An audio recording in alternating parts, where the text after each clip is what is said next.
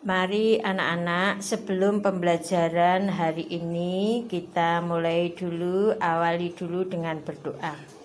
Membuat tanda kemenangan, sikap yang baik ya anak-anak ya. Yuk, mari anak-anak, dalam nama Bapa dan Putra dan Roh Kudus, amin. Bapa yang Maha Kasih, puji dan syukur kami naikkan ke hadirat-Mu atas kebaikan Tuhan. Kalau hari yang baru ini kami boleh bernafas kembali dan kami boleh bertemu kembali bersama-sama teman-teman dan ibu guru.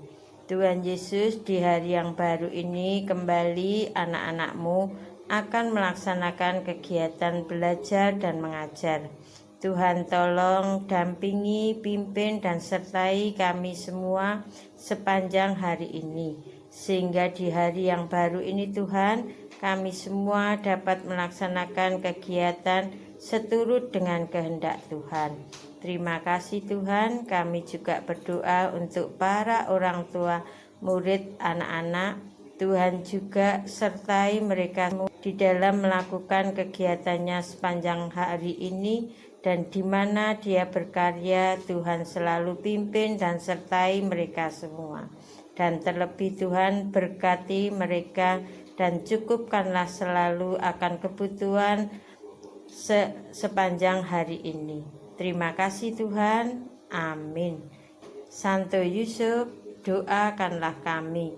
Amin. Dalam nama Bapa dan Putra dan Roh Kudus. Amin.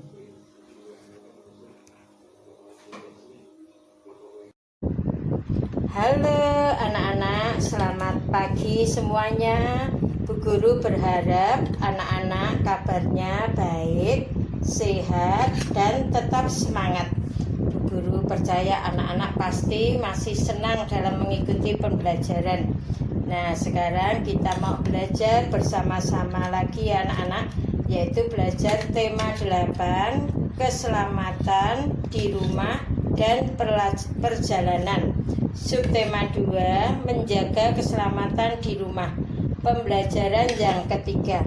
Mari anak-anak kita mulai pembelajaran hari ini ya. Nah, merawat benda-benda di rumah menjadi tanggung jawab setiap anggota keluarga.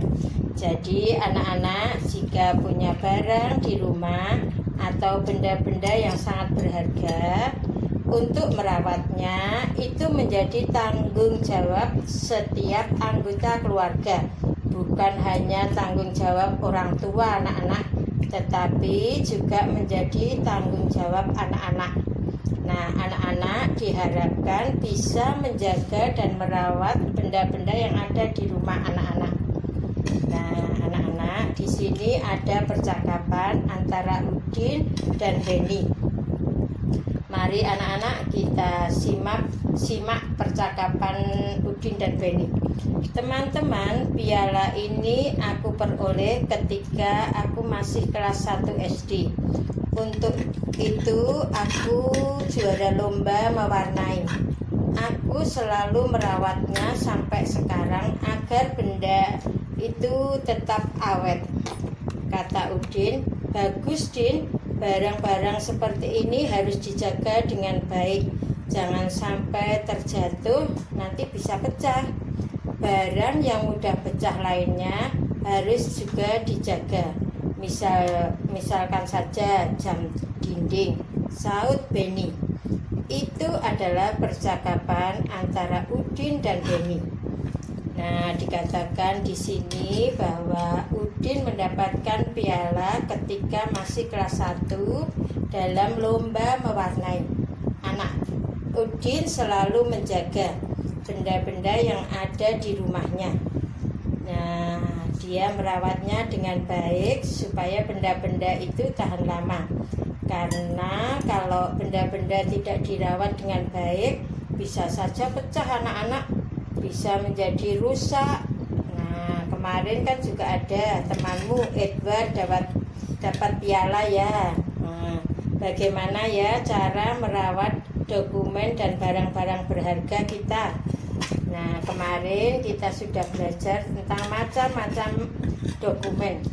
Nah, sekarang kita akan belajar tentang bagaimana cara merawat dokumen dan barang-barang berharga di rumah kita. Yang pertama, anak-anak juga dapat merawat dokumen dan koleksi benda keluarga yang kamu miliki. Jangan sampai dokumen itu tercecer atau hilang.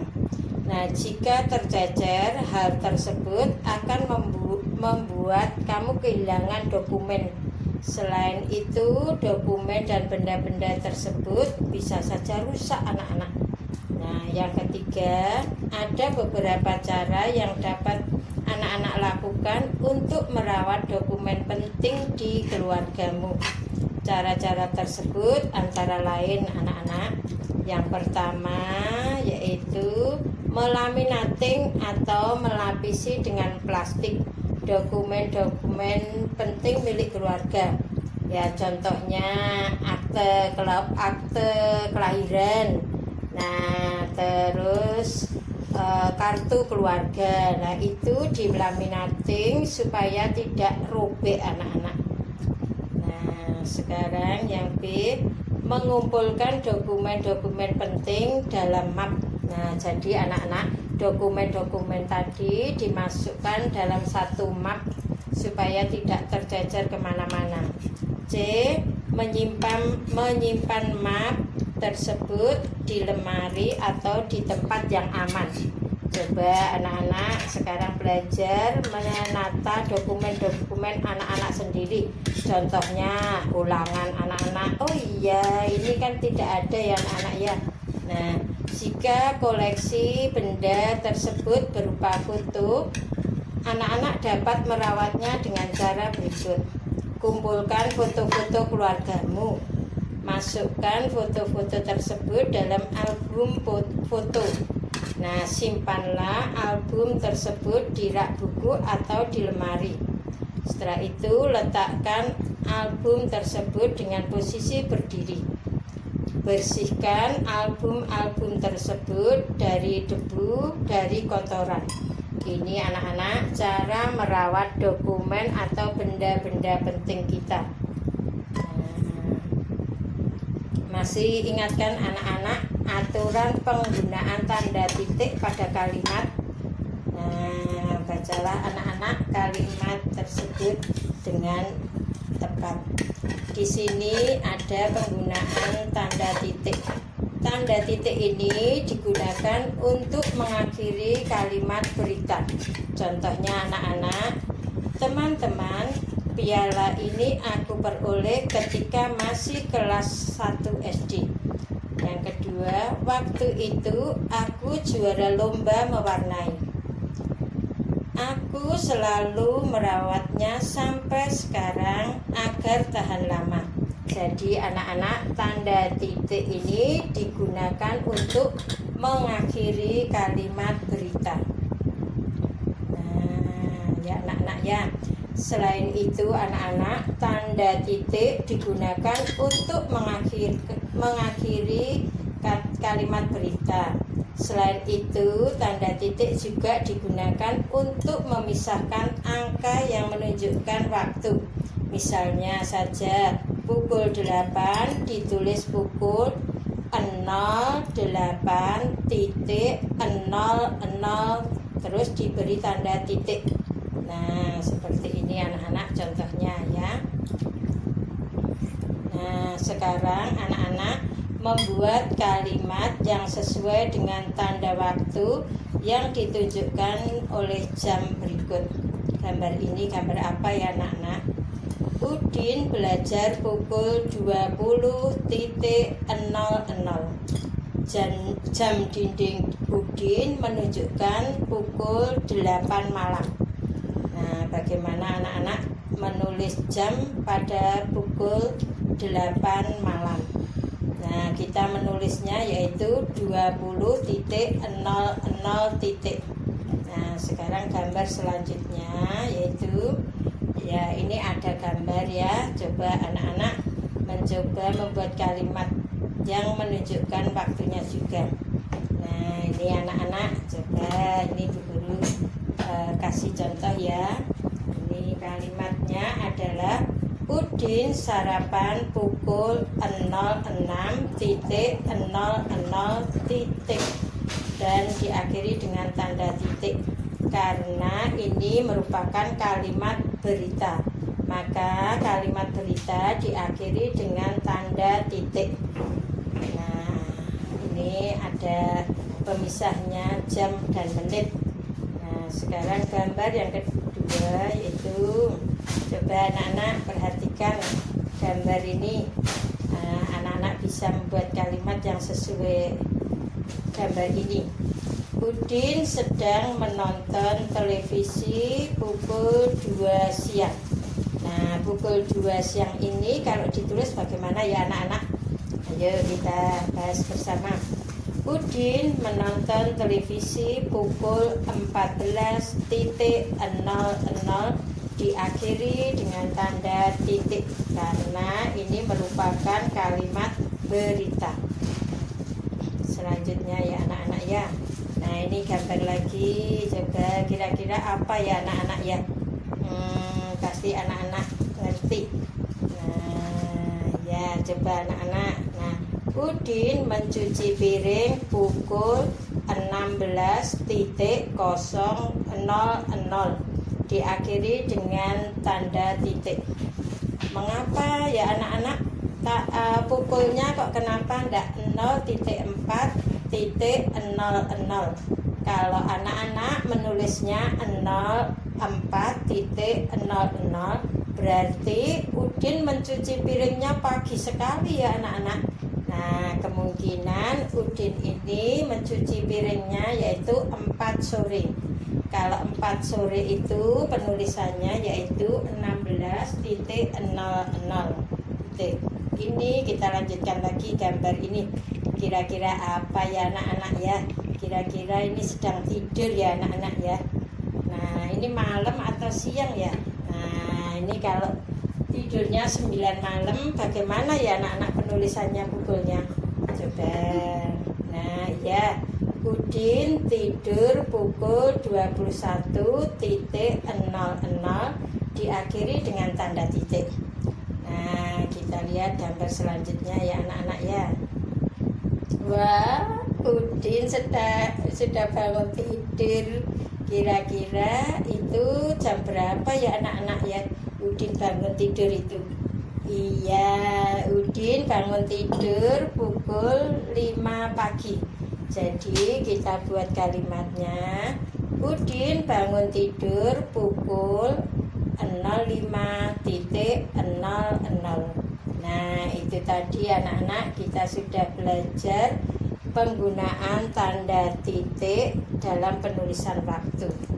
Nah sekarang ya anak-anak ya, kalau anak-anak merawat dokumen itu harus selalu dibersihkan. Nah cara membersihkannya yaitu menggunakan kemuncing. Nah, menggunakan kemuncing. Nah sekarang nanti tugasnya Bu Guru tulis di tugas ya anak-anak ya. Sebentar ya anak-anak ya. Nah tugasnya nanti ya anak-anak dari buku paket halaman 75 ya, 5 sampai 77, yaitu jam diubah menjadi menit. Nah kemarin anak-anak sudah belajar toh 1 jam itu ada berapa menit ya, ada 60 menit. Nah hari ini nanti anak-anak tugasnya mengerjakan buku paketnya halaman 75 sampai 77, dikerjakan di buku kotaknya ya anak-anak ya, supaya anak-anak juga berlatih menggambar jam. Nah pembelajaran hari ini kita cukupkan sekian dulu ya anak-anak ya. Anak-anak tetap semangat dan oh iya, protokol kesehatan anak-anak tolong tetap diperhatikan ya anak-anak ya. Protokol kesehatannya yaitu memakai masker, mencuci tangan dan jaga jarak supaya kita terhindar dari sakit penyakit, khususnya yaitu penyakit corona. Terima kasih ya anak-anak ya, sampai berjumpa. Salam sehat, Tuhan memberkati. Amin.